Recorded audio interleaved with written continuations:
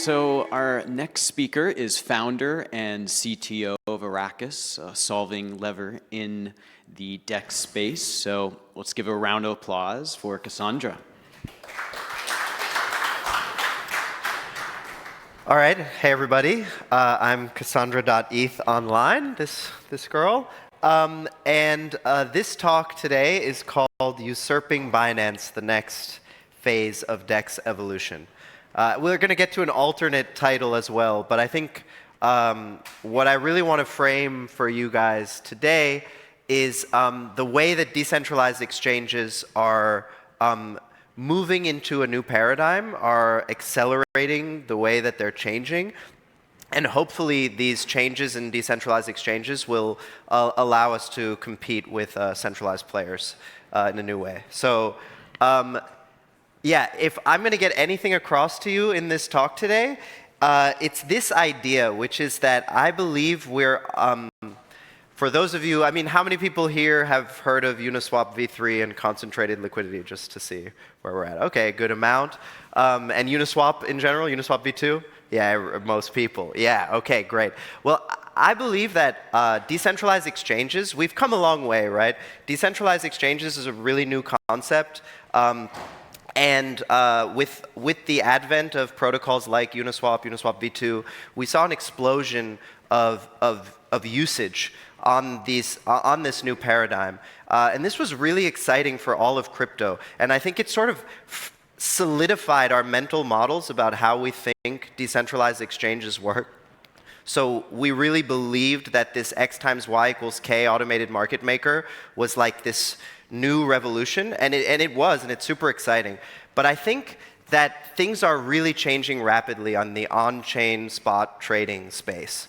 I think both the twin paradigms, right, because decentralized exchanges are they're a two-sided marketplace, right? They have liquidity providers and they have swappers. I think on both sides, we've asked some really, really hard questions of, on the liquidity provider side, does an algorithm like just a constant function actually work, and a constant swap fee actually work for liquidity providers at scale? And I think a lot of hard questions have been asked of this AMM paradigm on that side. On the other side, does normal users, them encoding a swap payload and just putting that in the public mempool of Ethereum, does this actually work for traders? And I think many hard questions have been asked there. So there was this incredible explosion of excitement around the AMM. And then I think the last few years have been this constant question asking, and we're on the precipice of sort of starting again from the ground up. So if I get across anything to you today, it should be the idea that I believe decentralized exchanges are at this crossroads. We're at a paradigm shifting moment, and we need to start again thinking about, from first principles, how can we build the best on-chain spot trading experience that can rival the experience you have on centralized venues. So, and I think there's a really bright future ahead of us. Things like Uniswap v4, very exciting new developments which allow us to crack open and explore this design space a lot.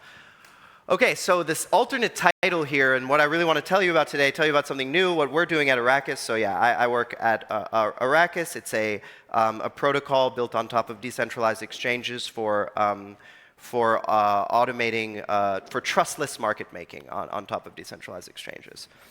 So we've been doing a lot of research, and we're really excited about all these possible changes in the DEX design space. And our first contribution of something, a different style of AMM, a different idea for how you could approach the AMM, is something we're calling the HOT AMM, or HOT.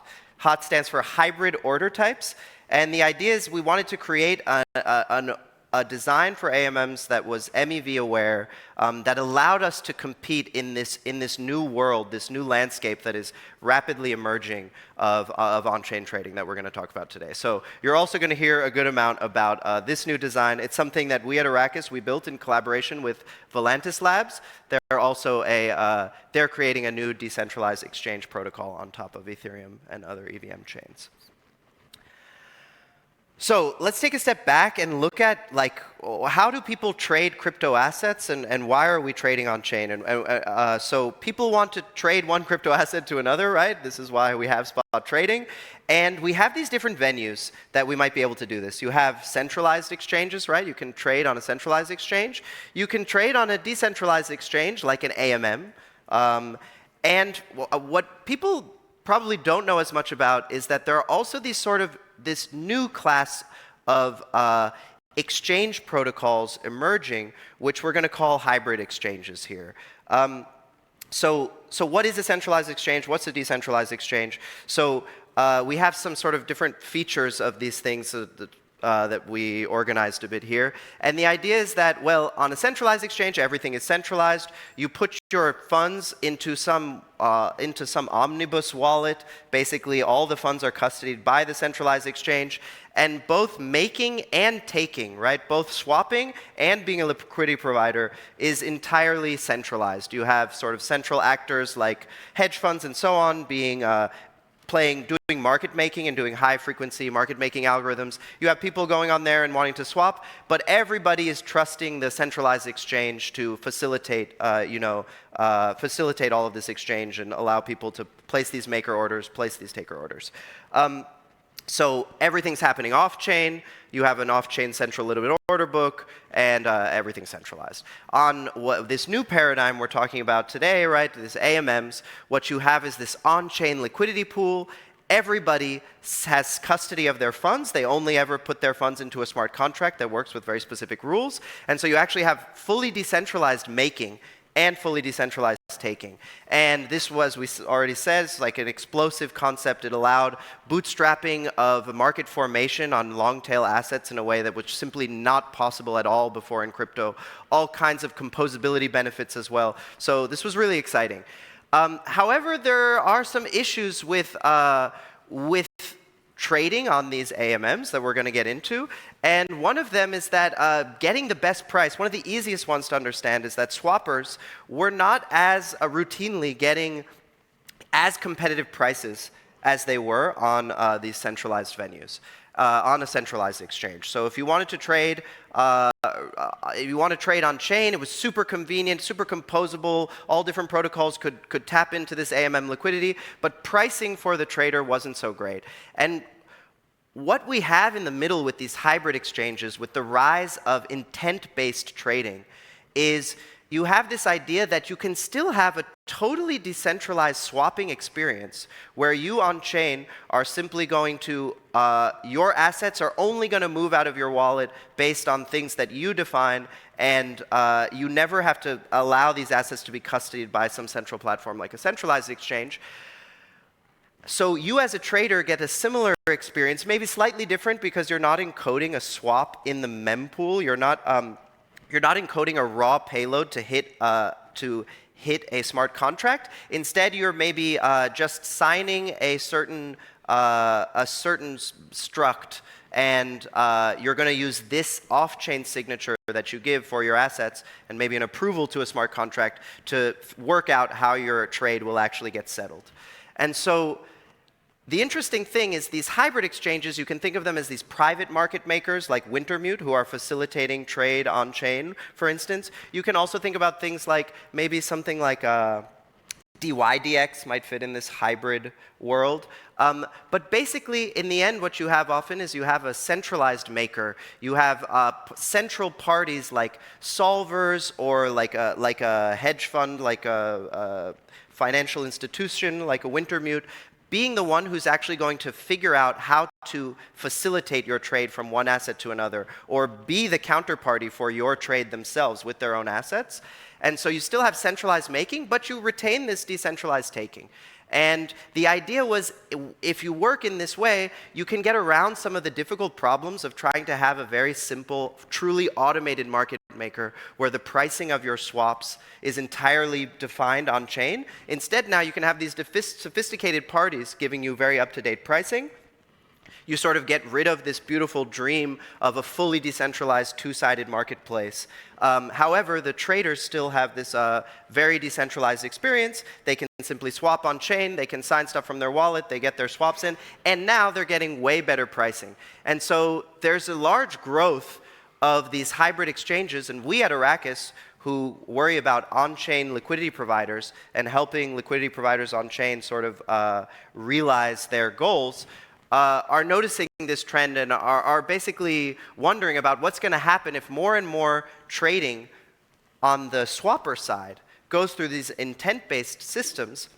What will happen to the retail LPs, to the on-chain LPs sitting in liquidity pools, if all of the flow, all of the good flow coming from normal swaps, not toxic flow, which is just an arbitrage to try to equilibrate the markets, actually gets captured by these much more efficient players, these centralized makers, who have now come on-chain themselves. They're not just making on centralized exchanges, but they're actually making on-chain in these sort of intent-based world.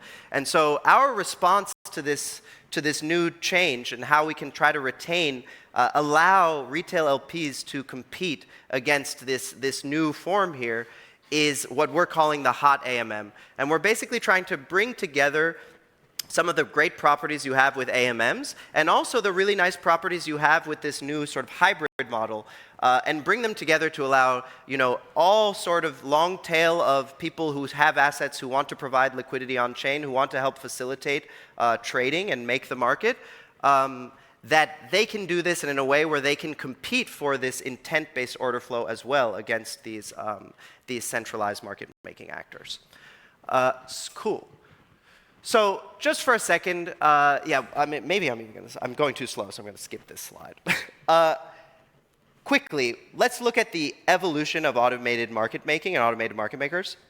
So we started, as we said, with this really beautiful, exciting dream, but then now we've asked a lot of questions about, which is this constant function market maker, this constant product AMM like a Uniswap, where simply liquidity providers provide liquidity to these decentralized exchange smart contract, and they provide this uniform liquidity, wherein there's a certain pricing rule as traders trade against the smart contract. This rule is just that you have to preserve this quantity K, so however much of asset X is in the pool and however much of asset Y is in the pool, if you multiply these two amounts, they should always equal K. And so this creates a pricing rule. As traders trade against the smart contract, the price automatically updates. And you as a maker, you don't decide the price. The smart contract decides the price for you. You take some swap fees. It's super cool. However, there were some major inefficiencies on the liquidity providing side that brought us to a new paradigm, the next idea, which was to take, how can we make this AMM more efficient? Because one issue that this had was that people were providing liquidity uniformly from the price 0 to infinity. Well, many assets only trade in a much smaller band. And so you had a capital efficiency problem where you were leaving capital in places preserved for prices that you're never going to explore. So then we came with the idea of concentrated liquidity. This is the idea that people can basically, we quantize this X times Y equal K rule into a bunch of buckets, and we allow people to provide liquidity into different ranges. You can decide as a liquidity provider what range you want your assets to be traded against. And once you get out of that range, you're entirely in one asset or the other. Many of you said you've already heard of UniV3, so I won't waste too much time just explaining the basics of concentrated liquidity. But the interesting idea here was that liquidity providers got more choices, got more expressibility in the AMM. It became more complex for them to provide liquidity. This is sort of the birth of our Arrakis project, is the idea that now you as a liquidity provider, you're not all the same. You're not all just providing the same uniform liquidity. You select this price range you want to provide liquidity at, and you might want to adjust this price range as your thesis around the asset pair changes. And so Arrakis is basically a trustless protocol to try to allows third parties to delegate the management of these ranges to us so that we can help optimize which bands you're providing your assets to the market at on your behalf. So it added new complexity, but it added an order of magnitude more efficiency to these markets, which allowed these markets to have better pricing. Again, what's the goal here? We want to compete with Binance, with centralized exchanges, which offer really great pricing for traders. The issue with this uniform liquidity is that you swap a little bit and the price might move really far. And with concentrated liquidity, if liquidity providers are estimating where the price action will actually be well, and they bunch that liquidity around those prices, then all of a sudden people can trade a lot more volume without creating so much price impact, without moving prices to weird places, which then mean that the AMM is quoting suboptimally in comparison to these other venues.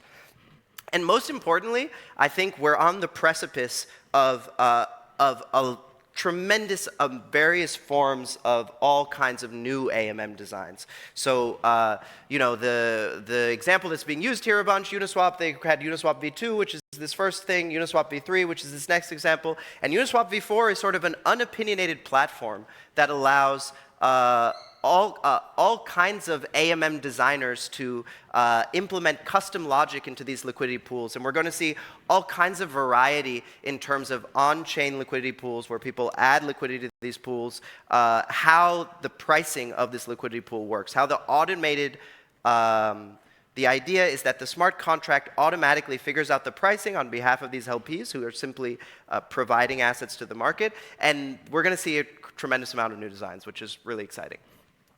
So why did we change from one to the next? Well, from the constant product AMM to the concentrated liquidity AMM, we moved because we wanted to increase capital efficiency. We just wanted to say, okay, this constant product AMM, something works about it, everybody's using it, but it's extremely capital inefficient.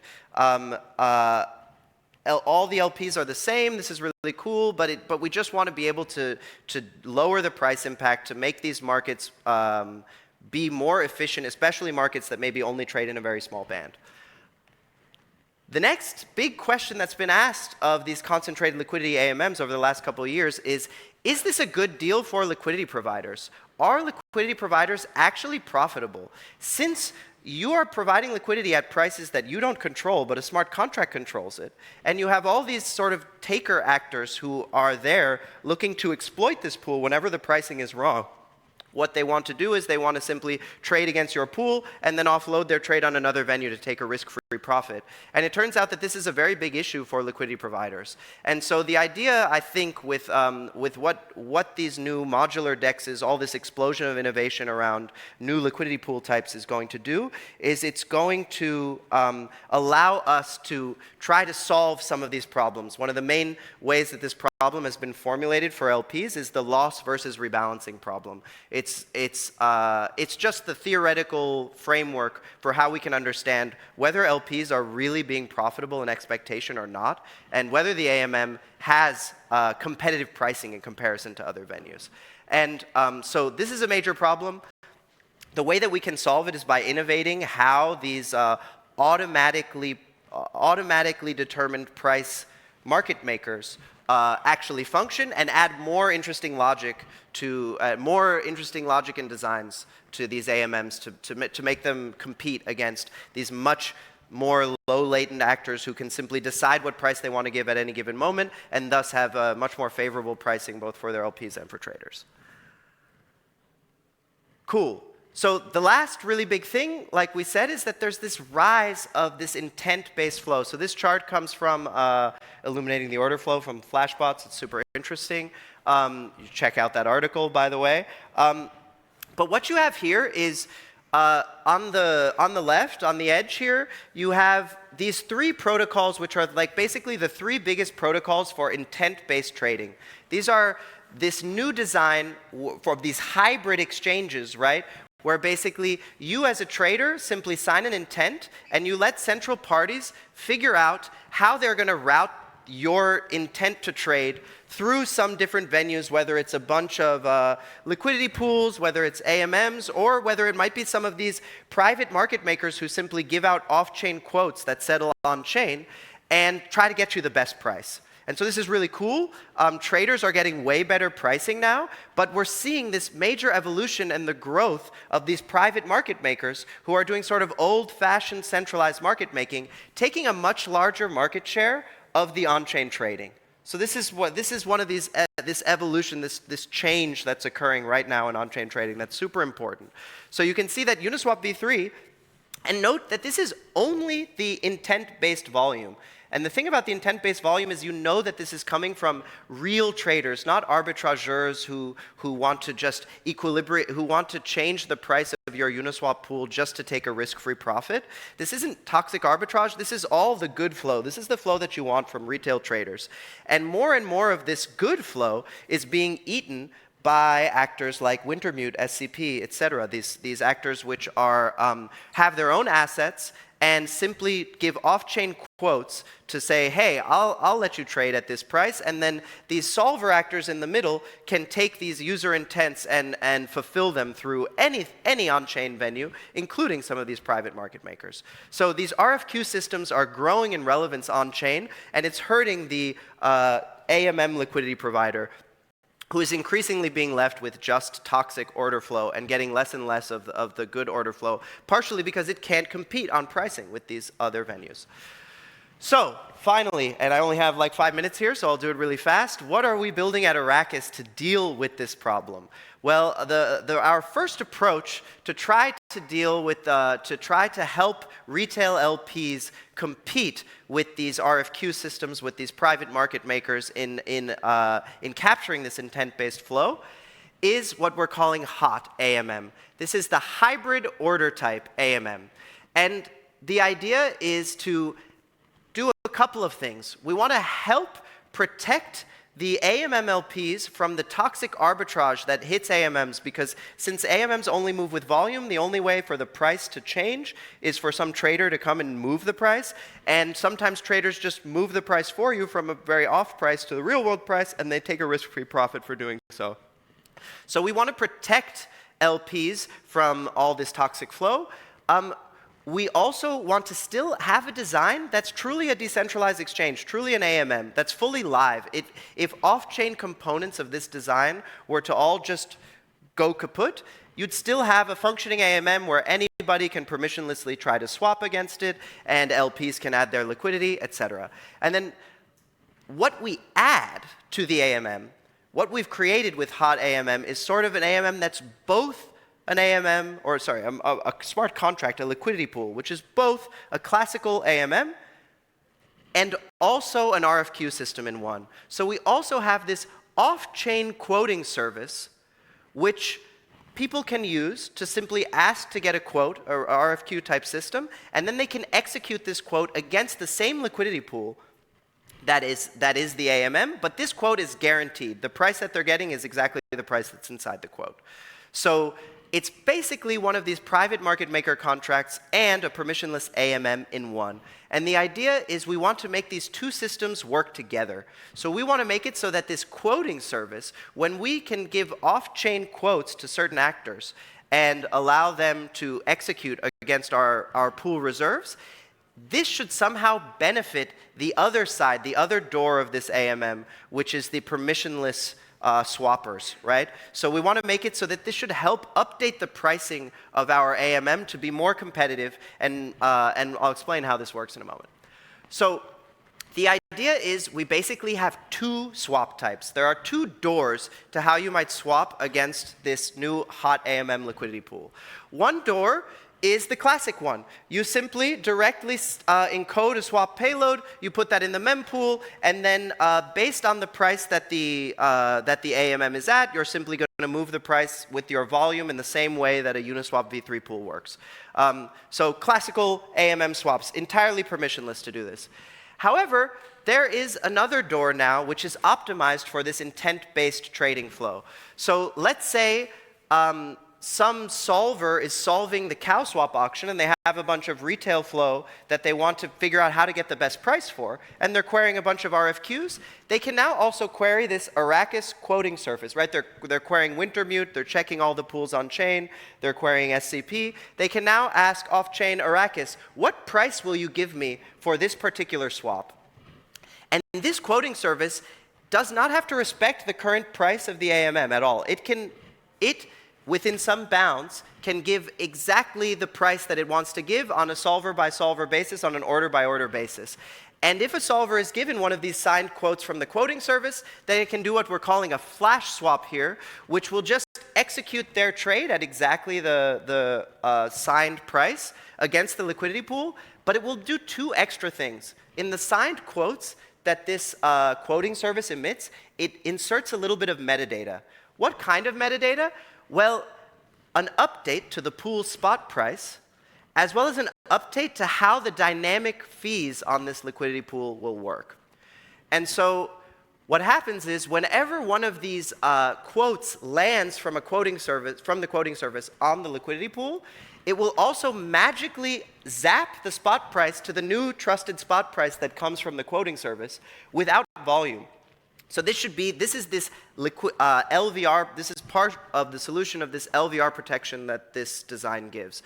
Because basically we can arbitrarily say, hey, instead of letting a toxic arbitrageur move the price from A to B, we will simply let this solver get his swap at a nice price, and at the same time we'll magically move the price from A to B. We'll remove all the liquidity, kick the price over from A to B without taking this toxic volume, and then replace the liquidity back in the liquidity position.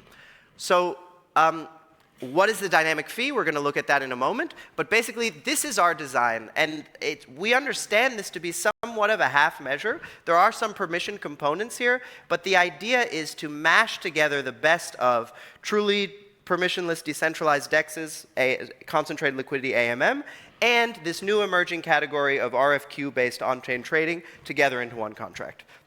So, not this, yeah. What about this dynamic fee? Almost done here, by the way, is basically what happens is every time we see one of these quotes, we also get a new trusted price for the AMM. But if we don't land one of these off-chain quotes from the Arrakis quoting service for some blocks, it means we're less and less certain that the spot price of our AMM isn't stale, that it's not going to be open for arbitrage. And so the rule for the swap fees on this pool type is that every single block, the swap fees grow and grow until we observe another one of these updates, until another one of these solver quotes lands on chain, which will update the price to a more trusted, up-to-date price, and this will reduce the swap fees again, so that traders coming through that permissionless door should get better execution with lower fees at more up-to-date real-world pricing for this asset pair. However, if we don't observe more of these quotes landing on chain for some blocks, the fees just linearly increase again. And the dynamic fee update is just about how quick is this linear increase. This is one thing that these solver swaps can also inject in that metadata. And so this is our new liquidity pool design. It's, again, as I said, sort of the first thing that we felt could be done to help LPs compete in this new landscape and try to allow DEXs in this new world that is emerging to actually rival centralized exchanges. What I just want to finally say is that I think the future for on-chain trading is very bright, but still undecided. So I think there are going to be many. This is our first design that we felt was possible right now, how to make some impact right now. But I think there are going to be many liquidity pool designs serving very specific goals for specific LPs and token pairs, specific use cases. We're about to see an explosion of innovation, people working on things like dynamic fees, integration of off-chain price information, which in some sense we're doing some of these too with the hot AMM.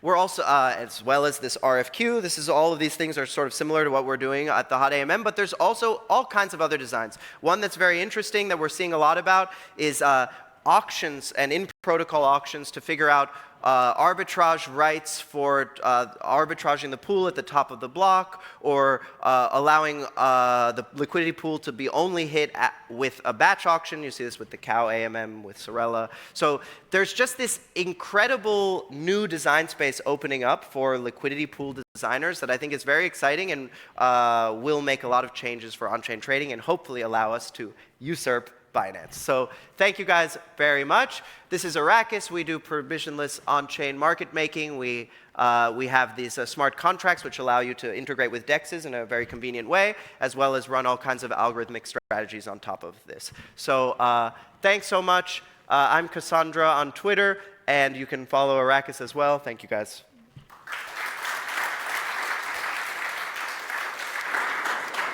Unfortunately, we don't have enough time for questions, so if you can make yourself available For sure, yeah, after. we can talk after. Thanks.